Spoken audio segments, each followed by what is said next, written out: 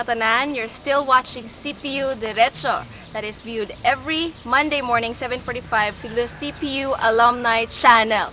Guess what? Subong aga, hari kita diri subong sa CPU Zaraga Farm. The CPU Zaraga Farm is supervised under the College of Agriculture. Diri sa Zaraga Farm, libuton tani siya karon kay diri madamo kita nga makita ang mga sapat, kasapatan, kakahuyan, humayan, may pantatan man diri. So pod karon sa kay Pastor Jonan, ng Carmel and Sir Jing Lagawo ni namon karon ining Zaraga Farm. So hindi ka mo maghalin, bantayan tagid ini. Diri lang sa CPU Diretso.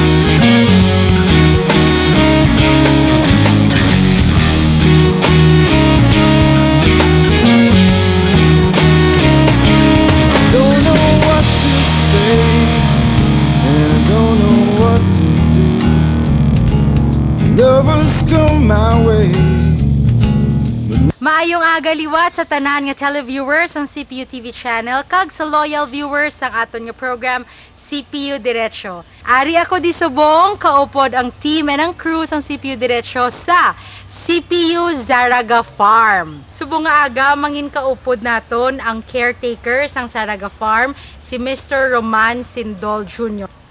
Manong mayong aga gid. Welcome, ginatanaw ikaw subong sa show naton nga CPU Diretso. Ako si Roman Sindol Jr., ang caretaker sa CPU Farm sa Zaraga. Pila ka na katuig no nga caretaker sa aton farm? Kasyong ko as caretaker mga 3 lang katuig. So 3 katuig mga 2004, bali nag-umpisa ka diri. Ano gid nung ang isa ka adlaw para sa imo? Ano oras go umpisa imo obra kag anong mga lain-lain nga obra? Ang ako obra, mabugtaw ko alas 4, sa kagahon, malaway ko ka baka kag karbaw. Pagtapos ko pang laway kang baka kag karbaw, maon ko kang baboy naton. Tapos bagagaran, mamahog ko ka baboy ta. Pagkatapos, matapos na kakaon, ginabunggasan ko ang tangkal. Ginalimpyuhan. Pagtapos panglimpyo kang tangkal, mamahog ko kang aton nga liyer. Mga manok naton. Mga manok. Mga manok. Pagkatapos manglimpyo sa aton nga buliga kay dira ang opisina. Oo. So tananda nga mga records arada sa buliga gali. Tapos pagka ano nga warong cobra, malibot ko sa farm. Maano ikaw bali ma-inspection? Malantaw kung paano ang aton mga may mga tanom kita nga kwayan. May mahugani kita. Amo ni por ni subong mahugani ning ginapungkuan naton. Tapos tisubong kay gadalin ng rainy season kung pwede na naton marado ang aton nga ulumuhan. Siyempre makontak ko dito sa college kag kung pwede ron marado naton. Umpisaron kita kang aton first cropping.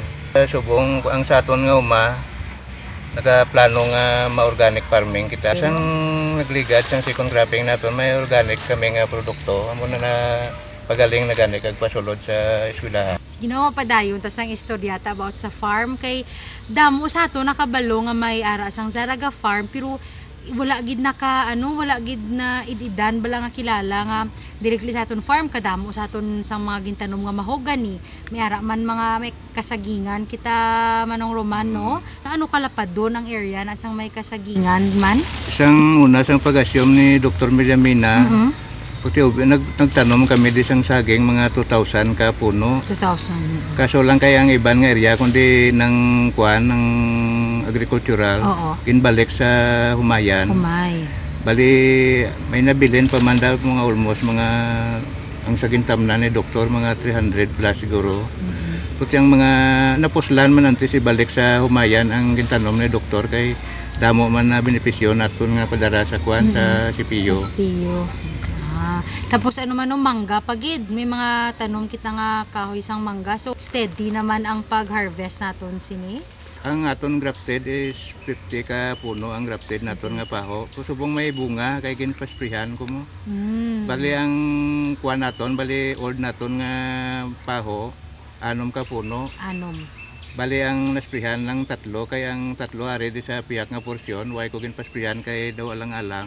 So kay naman dito sa likod na yun nga portion no may ara sang area nga naga-culture sang uhong no mushroom. So Kuan sang CRL, bali Craft Research Laboratory na nila. Laboratory. Under kay Ma'am Pamuso.